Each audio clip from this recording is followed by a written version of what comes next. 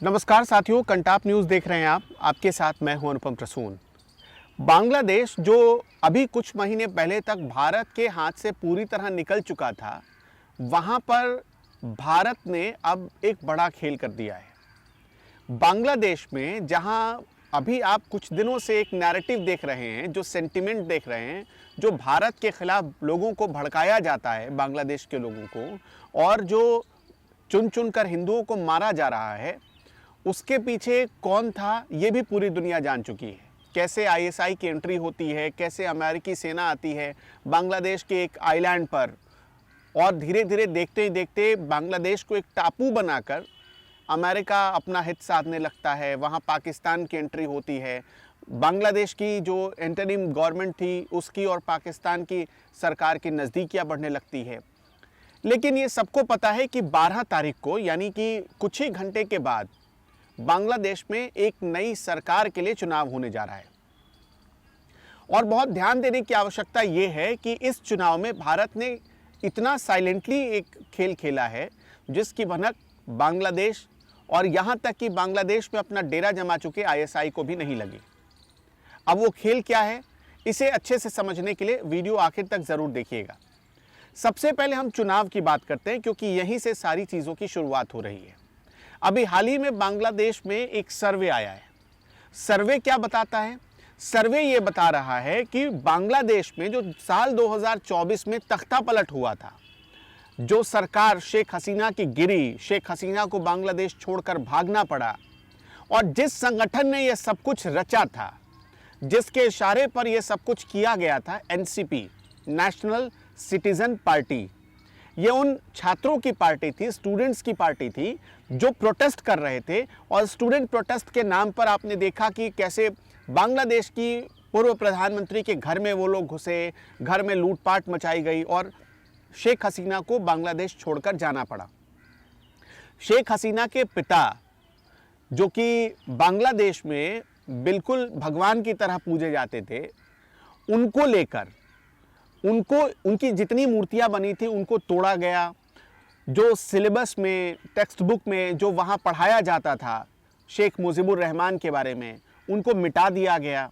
ये सब कुछ हुआ, लोगों ने देखा पिछले 2 सालों में, करीब करीब पिछले 2 सालों में। अब हुआ ये है कि जिस स्टूडेंट की पार्टी यानी एनसीपी, नेशनल सिटीजन पार्टी ने ये सब कुछ किया, या आप यूं कह लीजिए कि जिस एनसीपी को ढाल बनाकर ये करवाया गया, उससे उस एनसीपी को इस चुनाव में, या उस एनसीपी ने जिस पार्टी के साथ गठबंधन किया है, जमाते इस्लामी, उसका इस चुनाव में प्रभाव बहुत कमजोर नजर आ रहा है। अब जब हम ये कहते हैं प्रभाव कमजोर नजर आ रहा है, तो कैसे कहते हैं? देखिए, बांग्लादेश में जो चुनाव होते हैं वहां पर 350 की सीटें हैं। उनमें से 50 सीटें ऐसी हैं जो जहां पर चुनाव नहीं होते हैं, वो महिलाओं के लिए आरक्षित है। 300 सीटों के लिए ही चुनाव होते हैं, और जो 300 सीटों पर चुनाव होते हैं वहां से जो पार्टी जीत कर आती है, फिर उस पार्टी के आधार पर महिलाओं को वहां प्रतिनिधित्व दिया जाता है। जो पार्टी जितना ज़्यादा जीतेगी उसके महिला सांसद उतने ज़्यादा होंगे। ये पूरा फॉर्मूला है बांग्लादेश में चुनाव का। हुआ ये कि एनसीपी, नेशनल सिटीजन पार्टी ने जमाते इस्लामी के साथ गठबंधन किया और चुनाव लड़ने का फैसला किया। 300 सीटों पर यह गठबंधन चुनाव लड़ रहा है। लेकिन जो एनसीपी है, जिसने इतना बड़ा प्रोटेस्ट किया, जिसने तख्ता पलट किया, उसको मिली सिर्फ 30 सीटें। बाकी 270 सीटों पर जमाते इस्लामी चुनाव लड़ रही है। और जमाते इस्लामी के विरोध में कौन खड़ा है? बीएनपी। बीएनपी, जो कि खालिदा जिया की पार्टी है, अब उनके बेटे तारिक रहमान इस पार्टी को चला रहे हैं, क्योंकि अभी कुछ ही दिनों पहले खालिदा जिया की मृत्यु हो गई। तो खालिदा जिया के जाने के बाद तारिक रहमान अब बांग्लादेश में एक तरीके से बीएनपी को लीड कर रहे हैं। जब वो आए, अभी करीब करीब 1.5 महीने पहले वो बांग्लादेश लौट कर आए। 12 साल से ज़्यादा तो उनको बांग्लादेश निकाला हो गया था। जब से शेख हसीना सत्ता में आई थी, तारिक रहमान पर भ्रष्टाचार के और अलग अलग करप्शन के इतने गंभीर चार्जेस, इतने गंभीर एलिगेशंस लगे थे कि उनको बांग्लादेश छोड़कर भागना पड़ा। क्योंकि अगर वो बांग्लादेश में रहते तो खालिदा जिया की तरह उनको भी सजा हो जाती, जेल हो जाती। हालांकि तारिक रहमान बीएनपी के जितने सदस्य हैं वो सब ये दावा करते हैं कि ये सब पॉलिटिकल वेंडेटा के तहत किया गया था शेख हसीना की तरफ से। यह अलग बात है पॉलिटिकल वेंडेटा की तरफ से किया गया कि इसके पीछे और कोई वजह थी, क्या वाकई में एलिगेशंस सच थे। इसके लिए बांग्लादेश की अदालतों में एक लंबी चौड़ी सुनवाई हुई, लेकिन यह सच बात है कि जब तक शेख हसीना थी और शेख हसीना के जाने के 1 साल बाद तक, करीब करीब 1 साल बाद तक भी तारिक रहमान हिम्मत नहीं कर पाए आने के लिए। जब वो आए थे करीब 1.5 महीने पहले, यानी नवंबर के आखिर हफ्ते में, दिसंबर के पहले हफ्ते में, तो उनका एक भव्य स्वागत हुआ जहां पर लाखों लोग पहुंचे थे तारिक रहमान का वेलकम करने के लिए एयरपोर्ट पर, ढाका एयरपोर्ट पर। और उन तस्वीरों को देखने के बाद एक माहौल बना, ये एक बात चलने लगी, चर्चा होने लगी कि क्या तारिक रहमान के रहते हुए बीएनपी वापस वही रुतबा हासिल कर पाएगी जो खालिदा जिया के दौर में था। वो रुतबा हासिल करने के लिए तारिक रहमान को बहुत मेहनत की आवश्यकता थी, लेकिन जो जमाते इस्लामी है उसने तारिक रहमान और जो एनसीपी है उसने तारिक रहमान के रास्ते में बहुत रुकावटें पैदा करने की उसके बाद भी बहुत कोशिश की है, क्योंकि ये दोनों मुख्य विरोधी दल हो गए हैं। तारिक रहमान की बीएनपी के खिलाफ चुनाव कौन लड़ रहा है? एनसीपी और जमाते इस्लामी। और जमाते इस्लामी कौन संगठन है, ये आप ध्यान से सुनिएगा। उसके बाद हम आते हैं भारत वाले पॉइंट पर। जमाते इस्लामी वो संगठन है जिसे खालिदा जिया के टाइम में यह माना गया कि वो एंटी बांग्लादेश मूवमेंट चला रहे हैं बांग्लादेश के भीतर। मतलब जमाते इस्लामी वो पार्टी है जो ये मानती है कि बांग्लादेश को जो अलग किया गया था पाकिस्तान से वो गलत है, वो नहीं होना चाहिए था, बांग्लादेश को पाकिस्तान का हिस्सा ही रहना चाहिए। ये मानती है कौन? जमाते इस्लामी। और एनसीपी ने ऐसी पार्टी के साथ गठबंधन किया है। हालांकि एनसीपी की जो पॉलिटिकल लाइन है वो भी यही रहती है, पाकिस्तान के फेवर में ज्यादा रहती है। अब यहां पर खेल क्या हुआ? बीएनपी, एक दौर में यह माना जाता था कि बीएनपी की जो पॉलिसी है वो भारत विरोधी है, भारत के खिलाफ जाने वाली पॉलिसी है। और एनसीपी और जमाते इस्लामी तो पहले से ही, मतलब जब से इनका उद्भव हुआ तब से ये लोग भारत विरोधी ही काम कर रहे हैं। बांग्लादेश में भड़काना, लोगों को उकसाना, हिंदुओं के खिलाफ दुष्प्रचार करना, ये खेल वहां पर एनसीपी और जमाते इस्लामी मिलकर चला रहे हैं। जमाते इस्लामी के लीडर्स को आजीवन कारावास तक की सजा हुई थी शेख हसीना के दौर में, लेकिन जैसे ही वहां इंटरिम गवर्नमेंट बनी और मोहम्मद यूनुस प्रधानमंत्री, मतलब केयरटेकर प्राइम मिनिस्टर बना, उसने फौरन ही उन सारे लोगों को जेल से बाहर निकाल दिया। और उसके बाद आपने देखा कि इतना इन्फ्लुएंस बढ़ा मोहम्मद यूनुस पर कि पाकिस्तान की सरकार, जो बांग्लादेश पाकिस्तान से एकदम कभी कनेक्ट नहीं था, जो बांग्लादेश में लोग ये मानते थे कि पाकिस्तान, पूरी दुनिया हमारा दोस्त हो सकती है, पाकिस्तान हमारा दोस्त नहीं हो सकता, वो बांग्लादेश अब पाकिस्तान के साथ उठना बैठना, खाना पीना उसकी सरकार करने लगी। और ऐसी गलबहियां मतलब चालू हुई कि डायरेक्ट फ्लाइट की सुविधा शुरू हो गई कराची से ढाका तक। फिर इतने ज़्यादा अच्छे रिलेशन बन गए बांग्लादेश और पाकिस्तान के।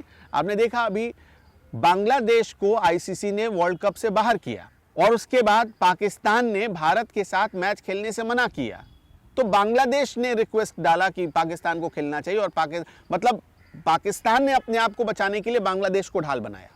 अब इतनी दोनों के बीच गहरी दोस्ती हो गई है। कहने का मतलब यह है कि अब बांग्लादेश के चुनाव में 2 खराब पार्टियां हैं। एक पार्टी जो बीएनपी, पहले से भारत विरोधी रही, लेकिन उस बीएनपी से भी ज्यादा खराब है एनसीपी और जमाते इस्लामी।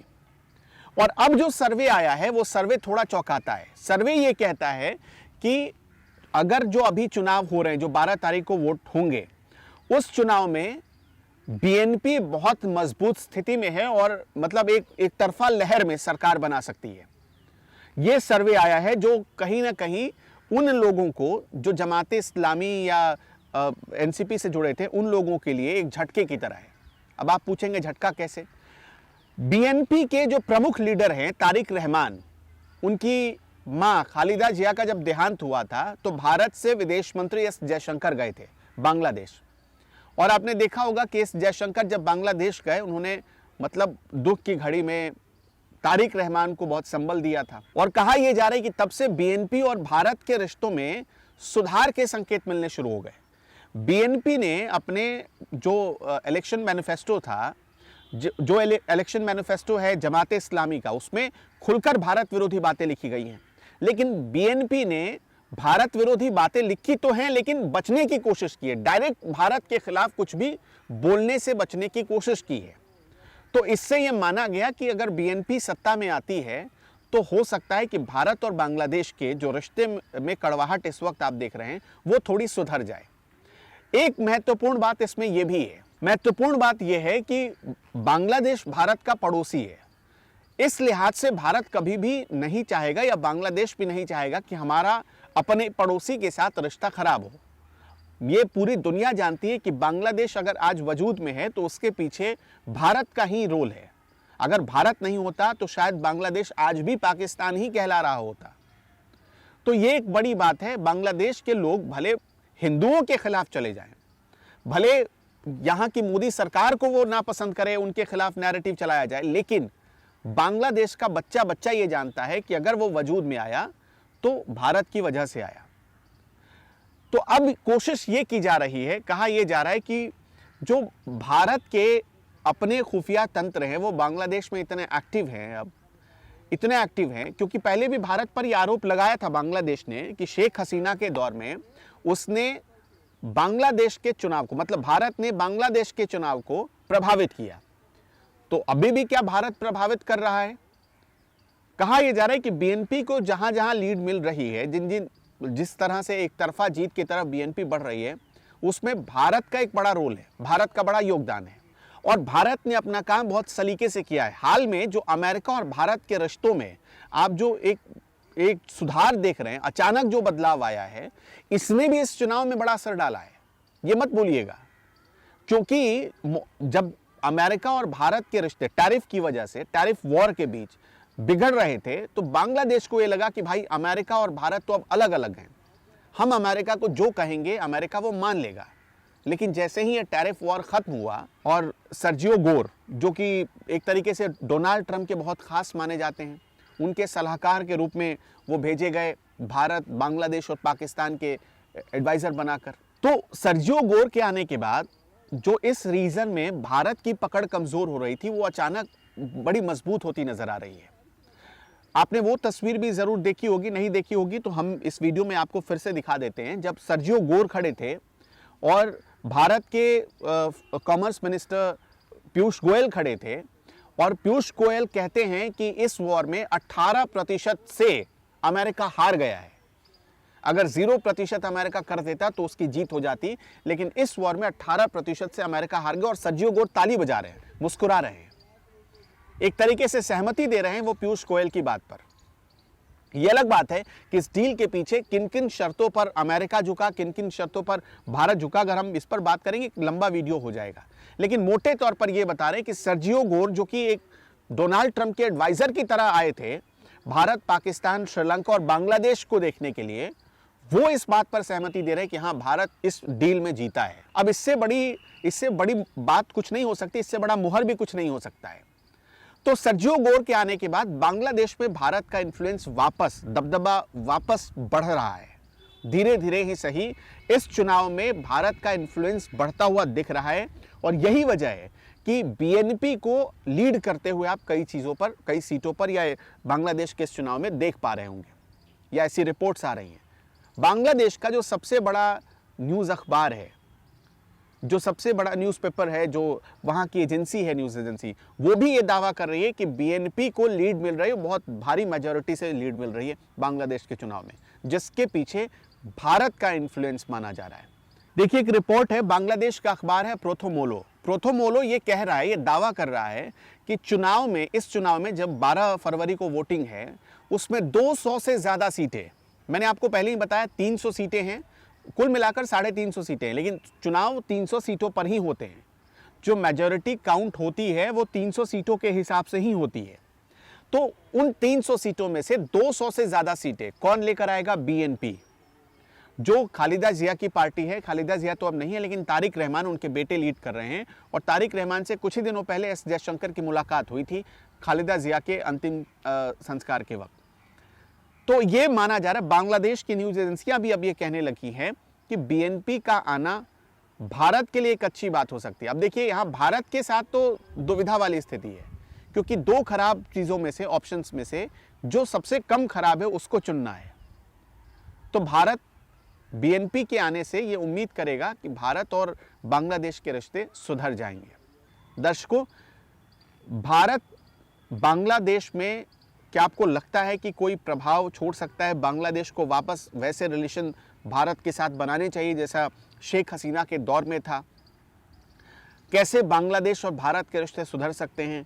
आप क्या सोचते हैं इस पर हमें कमेंट में ज़रूर बताते चलिएगा।